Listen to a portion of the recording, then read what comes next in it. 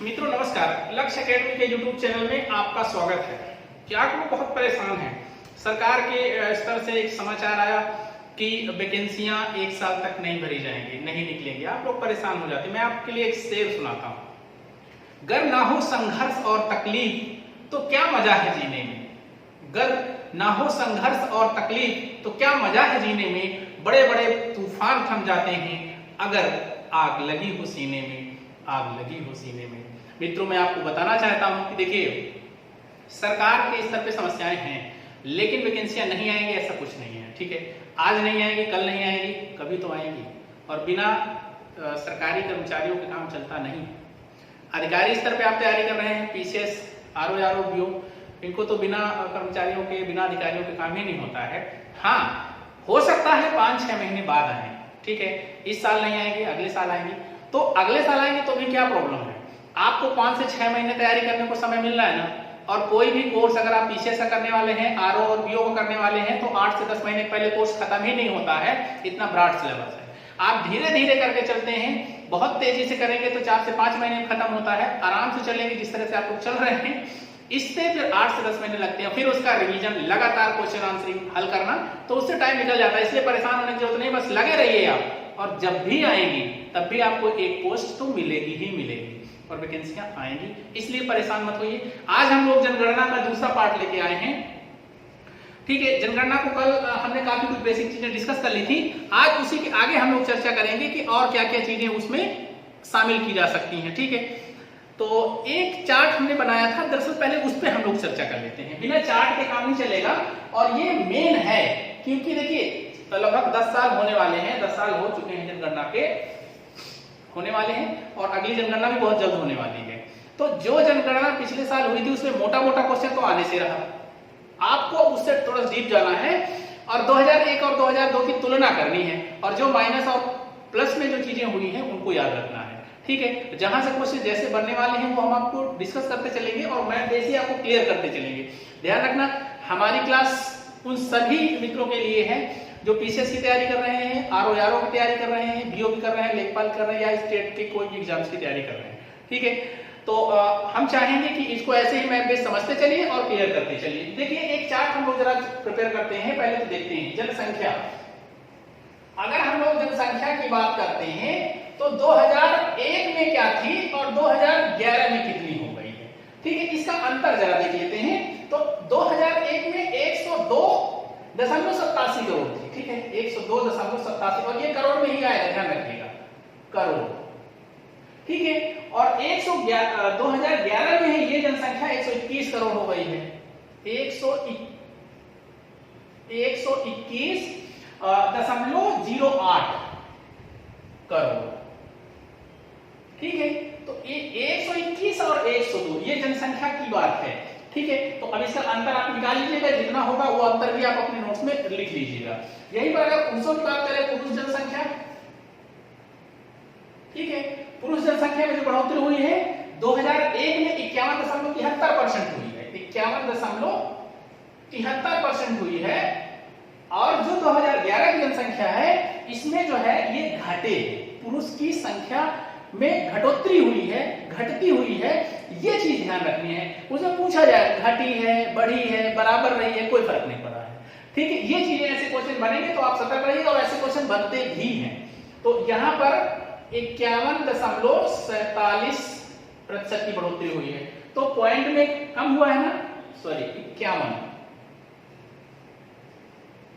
तो पॉइंट में कम हुआ है ना, तो ये चीज ध्यान रखनी है। महिलाओं में जाहिर बात है, अब महिलाओं में क्या होगा, महिलाओं में तो बढ़ेगी ना। महिला जनसंख्या 2001 में 48 थी, 48.27%, और 2011 में बढ़ी है, क्या हुआ, 48.53% हुई है। ठीक है, तो ये भी आपको ध्यान रखना है। उसके बाद में अगर हम कहें 0 से 6 वर्ष आयु, 6 वर्ष आयु के बच्चों का क्या रेशियो रहा है, जनसंख्या में जो बढ़ोतरी हुई है वो क्या रहा है। 2001 का नहीं पूछा जाएगा, अब 2011 में पूछा जाएगा। इसमें 13.6% का रेशियो रहा है। ठीक है, 2011 की जनगणना में जो 6 वर्ष तक की आयु के बच्चे हैं कितने हैं, पूरी जनसंख्या का 121 का 13.6% है। ठीक है, तो ये भी एक आंकड़ा है, इसको जरा ध्यान रखिएगा। उसके बाद आता है जनघनत्व।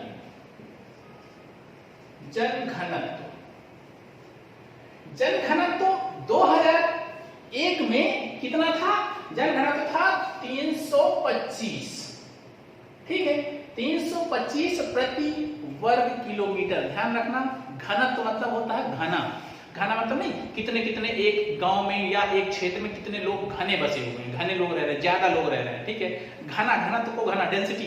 ठीक है, और 2011 में ये बढ़ करके हो गए हैं कितने? 382। ये अगर आपसे पूछा जा सकता है, और पूछा क्या जा सकता है, ये तो रटा हुआ है, पूछा जाएगा अंतर कितना हुआ। ठीक है, 57 बढ़ा है। ठीक है, इसको याद रखना है, ये है मेन आंसर क्वेश्चन आपका, कि 57 व्यक्ति प्रति वर्ग किलोमीटर बढ़े। जनसंख्या लगातार बढ़ी है और घनत्व तो बढ़ता ही जा रहा है। जानते हैं क्यों? क्योंकि जनसंख्या तो लगातार बढ़ ही रही है, और साथ में मान लीजिए एक परिवार था, उसके 3 बेटे हुए, वो कुछ जमीन में रहते थे पहले अकेले, फिर उसके बाद 3 लोग हुए तो 3 जगह रहने लगे, फिर उनके 3 के कुछ बच्चे हुए, फिर वो रहने, तो इस तरह से सघनता बढ़ती जाती है। जमीन तो बढ़ नहीं रही है, भूमि तो उतनी ही है ना भारत के पास में, तो ये घनत्व जो है, जो घनापन है, जो बसाव है, ये बढ़ता जा रहा है। ठीक है, तो ध्यान रखिएगा 382 कितना बढ़ा है? 57। ये ध्यान रखने वाली बात है। उसके बाद में नगरीय प्रतिशत। अगर हम घनत्व की बात करते हैं, नगरीय प्रतिशत कितना है पूरी जनसंख्या का, वो जरा देख लेते हैं। ठीक है, नगरीय प्रतिशत, नगरीय और ग्रामीण जैसे हम कल भी चर्चा किए थे, तो 2001 में कितना था? 2001 में था 27.81%। ठीक है, 27.81% था, और 2011 में बढ़कर के हो गया है 31.1%। कहीं आता है, कहीं 2% मिलता है, तो इसमें थोड़ा सा सतर्क रहिए। 31 तो है ही है, ठीक है, और 31.1 या 2 है, कई रूपों में अलग अलग मिलता है, इसलिए मैंने आपको सतर्क कर दिया है, तो इसमें ध्यान रखिएगा। इसमें भी बढ़ोतरी हुई है। ठीक है, नगरीय जनसंख्या बढ़ रही है और ज्यादा स्तर पर बढ़ रही है, तो इसका अंतर निकाल करके आप कर लीजिएगा। अंतर कितना होगा? 3.29% नगरीय जनसंख्या हो गई। उसके बाद में दशकीय वृद्धि दर हो गई, दशकीय। ठीक है, वृद्धि दर में जो जनसंख्या का वृद्धि दर है, वो दशकीय भी पूछा जाता है, वार्षिक भी पूछा जाता है, तो आपको दोनों याद रखना है। दशकीय वृद्धि दर हमने कल चर्चा की थी। दशकीय वृद्धि दर अपने भारत की कितनी है? दशकीय वृद्धि दर कितनी है? 17.7%। हमने कल बताया था 2011 की, लेकिन 2021 की कितनी, ये आपको करना है। इसमें दशकीय वृद्धि दर थी 21.54%। 2001 में दशकीय वृद्धि दर कितनी थी? 21.54%, और 2011 में कितना हो गया है? 17.7%। अब ध्यान रखना, बहुत इंपॉर्टेंट डाटा है, यहां से आपसे क्वेश्चन बन सकता है कि बढ़ोतरी तो हुई है, लेकिन किस क्रम में बढ़ोतरी हुई है? घटते क्रम में बढ़ा, मतलब अभी भी जनसंख्या बढ़ रही है। कितने दर से बढ़ रही है? 17.7% की दर से बढ़ रही है। लेकिन अगर हम पिछले वर्ष की तुलना, पिछली जनगणना की तुलना में देखें, 2001 की तुलना में देखें, तो पिछले की तुलना में घटते हुए बढ़ रही है। ठीक है, कम बढ़ रही है। और अंतर कितना हुआ है? इसमें कमी कितने की आई है? 3.84 की। ठीक है, इसको घटा करके देख लीजिए, जितना है आप लिख सकते हैं। ठीक है, लगभग 3.4% की घटोतरी हुई है, घटा। उसके बाद में हम लोग आते हैं वार्षिक वृद्धि दर। देखिए, ये दशकीय वृद्धि दर है, वार्षिक वृद्धि दर यहां से नहीं पूछा जाएगा। वार्षिक वृद्धि दर सिर्फ 2011 की पूछी जाएगी, तो वार्षिक वृद्धि दर भी आपको याद रखनी है। कितनी है? 1.64%।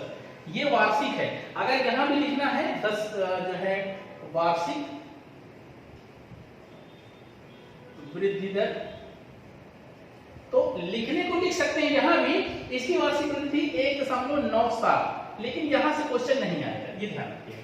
क्वेश्चन आएगा ये वेरी इंपॉर्टेंट, इसको जरूर याद रखिएगा। अगर हम 10 की वृद्धि दर करते हैं तो पूरे 10 वर्ष का एवरेज निकालते हैं। अगर हम वार्षिक वृद्धि दर करते हैं तो वार्षिक वृद्धि दर का पूरी जनसंख्या में हम प्रत्येक 12 माह का एवरेज निकालते हैं। ठीक है, तो 1.64% की हुई है। चलिए, उसके बाद में आते हैं लिंगानुपात। इसको मिटा दें, आप देख लीजिए, इसको नोट कर लीजिएगा, उसके बाद इसको मिटा करके फिर आगे बढ़ रहे हैं। अब हम आते हैं लिंगानुपात में। लिंगानुपात कितना है? लिंगानुपात प्रति 1000 में मापा जाता है, ठीक है। प्रति 1000 पुरुषों में महिलाओं की संख्या देखी जाती है। और लिंगानुपात को बढ़ाने के लिए तो लगातार सरकारें भी बेटी बचाओ बेटी पढ़ाओ जैसे ढेर सारे नारे और ढेर सारी योजनाएं चला रही हैं। महिला सशक्तिकरण से ढेर सारे प्रोग्राम चला रही हैं और मेडिकल्स को अलग अलग इंस्ट्रक्शन भी दिए जा रहे हैं। तो ध्यान रखिएगा, ये अगर इसको सुधारा जाएगा तो बहुत अच्छा रहेगा और आगे चल के सुधरेगा भी, क्योंकि 50% आबादी है महिलाओं को होनी चाहिए, भागीदारी भी होनी चाहिए। चलिए हम लोग लिंगानुपात की बात करते हैं। लिंगानुपात 2001 में क्या था? लिंगानुपात 2001 में था 933, सभी लोगों को याद है, ठीक है। और लिंगानुपात बढ़ा है कि घटा है? बढ़ा है। कितना? 10 बढ़ा है, तो 10 हो जाएगा तो 943 हो जाएगा, ठीक है। आगे कर लीजिए, 10 बढ़ा है अर्थात 1000 पुरुषों में 2001 में 933 महिलाएं थी, अब 1000 पुरुषों में 2011 की जनगणना के अनुसार 943 हो गई है। ध्यान रखिएगा, एक साल बाद जनगणना फिर होगी और ये डाटा फिर बढ़ेगा, ठीक है। बढ़ेगा ही, बहुत सुधार होगा इसमें, तो ये भी आपको ध्यान रखना है लिंगानुपात। उसके बाद में आता है साक्षरता। साक्षरता दर, अभी इसका भी हम एक एक राज्य वाइज हम कराते हैं, पूरा एक एक राज्य को आपको स्टेट वाइज हम आपको कराएंगे, सब याद हो जाएगा कि पहले नंबर पे कौन, फिर दूसरे नंबर, तीसरे नंबर, चौथे, तो 4 से 5 आंकड़े हम आपको दिखाएंगे क्या, इसी में याद करा देंगे, सब याद हो जाएगा, परेशान नहीं। साक्षरता दर की बात करते हैं तो साक्षरता दर भी बढ़ी है। अगर हम 2001 में करते हैं तो ये 64.8% था, ठीक है। जनसंख्या जो साक्षरता दर है भारत की कितनी थी 2001 में? 64.8% थी और इस समय 2011 में बढ़ गई है और बहुत बढ़ गई है। कितनी हो गई है? 73%, ठीक है। काफी उछाल आया, ठीक है। तो इसमें आप जो देख रहे हैं कम से कम कितने पॉइंट की बढ़ोतरी हुई है? 8 से कुछ 8 पॉइंट कुछ की बढ़ोतरी हुई है, 8.2 लगभग, ठीक है। तो ये ध्यान रखिएगा।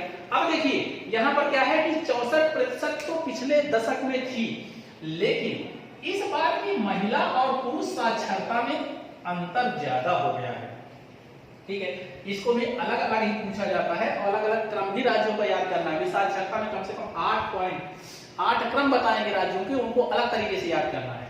अगर हम कहें साक्षरता दर 73% है, तो यहीं पर अगर हम पुरुष साक्षरता देखते हैं तो पुरुष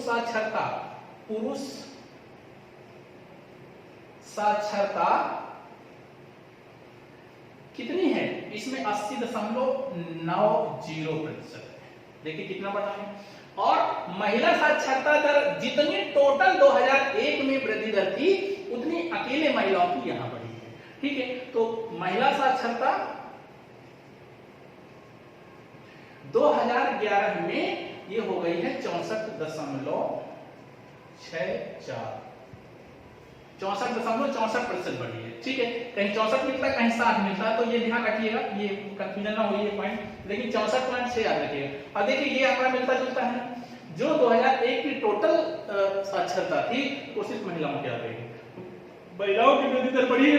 अगर हम 2001 की बात करते हैं तो 2001 में जो पुरुष साक्षरता थी, पुरुष साक्षरता 2001 में इस समय तो 80.90% है, लेकिन अगर हम 2001 की बात करते हैं तो ये 75% थी, 75 समथिंग थी, 26 लगभग थी, ठीक है। 75.26% और महिलाओं की थी 53.26%, ठीक है। तो ये 2001 की थी और ये 2011 की, ठीक है। तो चलिए आज का चार्ट सिर्फ इतना ही, इसके आगे अभी 2 से लगभग 3 वीडियो और बनेंगे, क्योंकि नगरीकरण भी यहीं कराना है।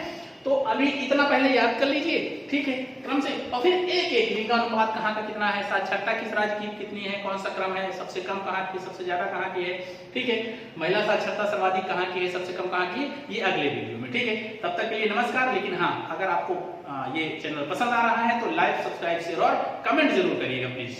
Thank you.